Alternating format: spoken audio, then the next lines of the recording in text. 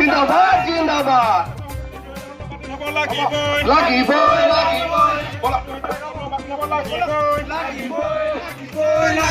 নাগৰিকত্ব সংশোধনী বিল 2016 বিল বাতিল কৰিব লাগিবই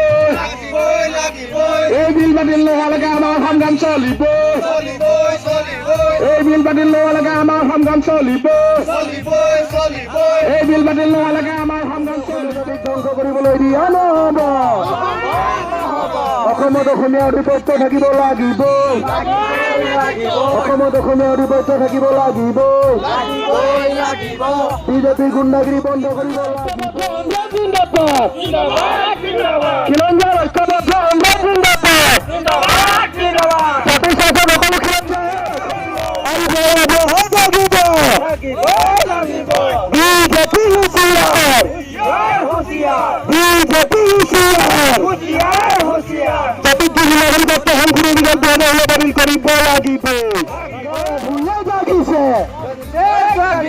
ৰাইজতি জাগিছে গাঁৱে ভূঞে জাগিছে আৰু জাগিব শেষ কৰিব নোৱাৰি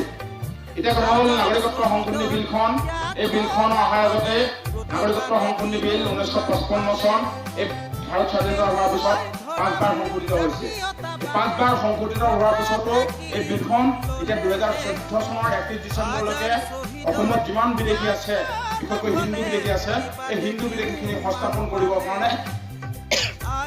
এখন নতুন আইন আনিলে আৰু এই নতুন আইনখনে হ'ল নাগৰিকত্ব সংশোধনী বিধেয়ক 2016 গতিকে এই 2016 বিলখন এইকাৰণেই ভয়াৱহতা আছে এই বিলখনৰ জৰিয়তে আগতে এজন বিদেশী আহিলে পাছপোৰ্ট আৰু ভিজা থাকিব লাগিছিল পাছপোৰ্ট আৰু ভিজা থকাৰ লগে লগে নাগৰিকত্ব সংশোধনী আইন 55 চনৰ আইনখনৰ মতে পাছপোৰ্ট আৰু ভিজা থকাৰ লগতে তেখেতে 12 বছৰ দিন অসম বা ভাৰতবৰ্ষত বাস কৰিব লাগিছিল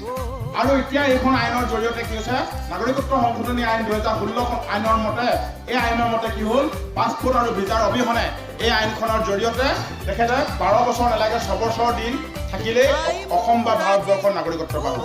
এই আইনখনৰ জৰিয়তে আগতে 12 বছৰ দিন থকাৰ পিছত তেখেতে নাগৰিকত্ব পাইছিল তাকো ধৰ্ম ভিত্তিক নহয় তাতো তেখেতলোকে সেইজন মানুহজন ভাল নে বেয়া সেইটো সম্পূৰ্ণ বিশ্লেষণ কৰি ভাল নে বেয়া তেখেত মানুহজন ক'ৰ হয় কি হয় সম্পূৰ্ণ তথ্য পাতি চাই পিনি তেখেতক বিদেশী কোন দেশৰ পৰা আহিছে সম্পূৰ্ণ পৰীক্ষা নিৰীক্ষা কৰি তেখেতৰ নাগৰিকত্বৰ কাৰণে এপ্লাই তেখেতে নিজে কৰিবলগীয়া হৈছিল আৰু এতিয়া এইখন আইনৰ জৰিয়তে এইকাৰণে ভয়াৱহ যে এই আইনখনৰ জৰিয়তে কোনো কাৰণত এই আইনখনৰ জৰিয়তে এজনো বিদেশী নাই যিখন আইন 2016 আইনখনৰ মতে এই আইনখনৰ জৰিয়তে পাছপোৰ্ট ভিজা পান কাৰ্ড ভোটাৰ কাৰ্ড কোনো তেখেতৰ নথি অবিহনে মাত্ৰ হিন্দু হ'লে হ'ব তেখেতক নাগৰিকত্ব দিয়া হ'ব সেইকাৰণে এই আইনখন আমি বেয়া বুলি কৈছোঁ সেইকাৰণে আমি আইনখন বেয়া বুলি কৈছোঁ আৰু এই আইনখনৰ অধীনত পৰা এই আইনখনত আমাৰ অসমত NRC হ'ল NRC হ'বলৈ ৰাষ্ট্ৰীয় নাগৰিকপঞ্জী হৈ গ'ল ৰাষ্ট্ৰীয় নাগৰিকপঞ্জী হোৱাৰ পিছত অসমত কি হ'ল 40 লাখ মানুহৰ NRCৰ নাম নাই 40 লাখ মানুহৰ NRCৰ নাম নাই তাৰে ভিতৰত হিন্দু বিদেশী সকলৰ নাম 25 লাখ মানুহৰ হিন্দু বিদেশী নাম নাই এই 25 লাখ মানুহৰ যে হিন্দু বিদেশী নাম নাই এই 25 লাখ মানুহ কিন্তু বাহিৰাগত মানুহ 25 লাখ মানুহ ক'ৰ মানুহ বাংলাদেশৰ মানুহ গতিকে এই 25 লাখ মানুহ এই আইনখনৰ জৰিয়তে অসমত সোমাই পৰিব গতিকে এইকাৰণে আমি এই আইনখন আমি দুৰ্ঘ বিৰোধী এইকাৰণে আমি এই আইনখন আমি বাতিল কৰিব লাগে বুলি আমি ৰাজপথৰ আন্দোলন কৰিছোঁ গাঁৱে ভূঞে আন্দোলন কৰিছোঁ অসমৰ বিভিন্ন ঠাইত আন্দোলন কৰিবলগীয়া হৈছে বিভিন্ন জেগাত মানুহে নেখাই নগৈ আন্দোলন কৰিবলগীয়া হৈছে মুখ্যমন্ত্ৰীক কলা পতাকা দেখুৱাবলগীয়া হৈছে সৰ্বানন্দক গালি পাৰিবলগীয়া হৈছে হিমন্ত বিশ্ব শৰ্মাক গালি পাৰিবলগীয়া হৈছে বিমল বৰাক গালি পাৰিবলগীয়া হৈছে কাৰণ এইকাৰণে গালি পাৰিবলগীয়া হৈছে তেখেতসকলে এসময়ত অসম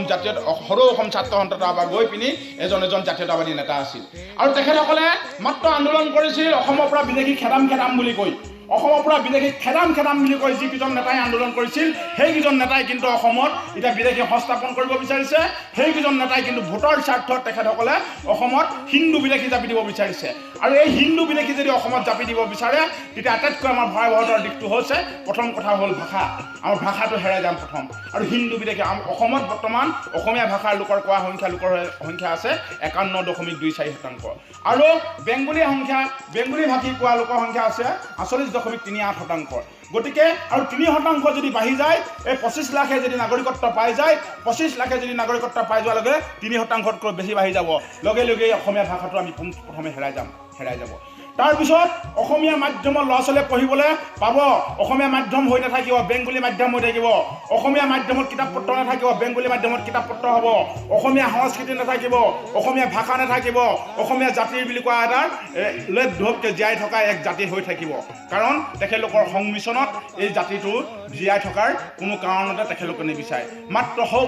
সকলো সংস্কৃতি বঙলা সংস্কৃতি হ'ব এতিয়া যে আমাৰ ইয়াতে চাহ শ্ৰমিকৰ ভাইসকল আহিছে ভাই বন্ধুসকল আহিছে তেখেতসকলৰ যিবিলাক সংস্কৃতি আছিল যেনে ফাকুৱা তেখেতসকলৰ আৰু এটা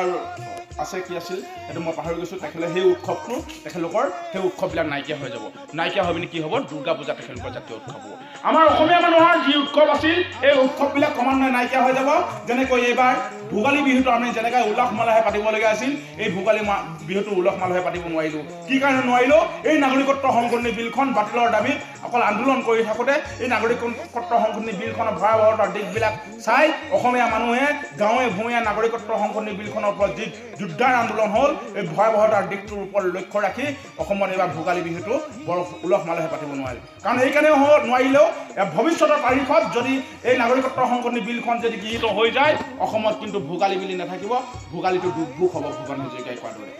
ভোগালী যদি দুৰ্ভোগ হৈ যায় ৰঙালী কিন্তু কঙালী হ'ব গতিকে এই জাতিৰ দুৰ্যোগখনত অসমীয়া মানুহক ৰাজপথত আন্দোলন কৰিবলৈ যাওঁতে ৰাজপথত দিল্লীত কিন্তু সৰ্বানন্দ সোণোৱাল হিমন্ত বিশ্ব শৰ্মা বিমল বৰা তপন কুমাৰ গগৈ ঋতুপৰ্ণা বৰুৱাহঁতৰ দৰে জাতীয়তাবাদী নেতাসকলে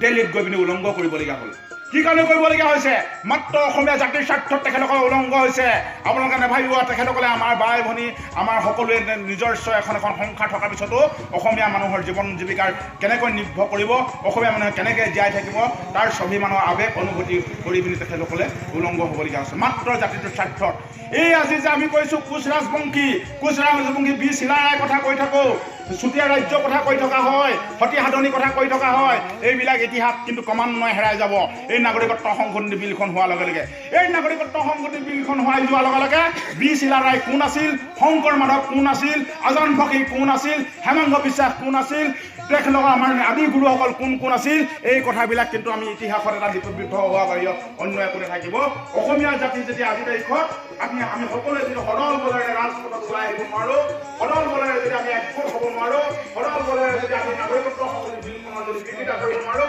বিজেপি আৰু RSSৰ এতিয়া দালাল কৰা নেতাবিলাকক যদি আমি তেখেতসকল দালাল কৰা বন্ধ কৰিব নোৱাৰোঁ তেতিয়া তেখেতসকলক কিন্তু আমি অসমৰ পৰা এই নাগৰিকত্ব সংশোধনী বিলখন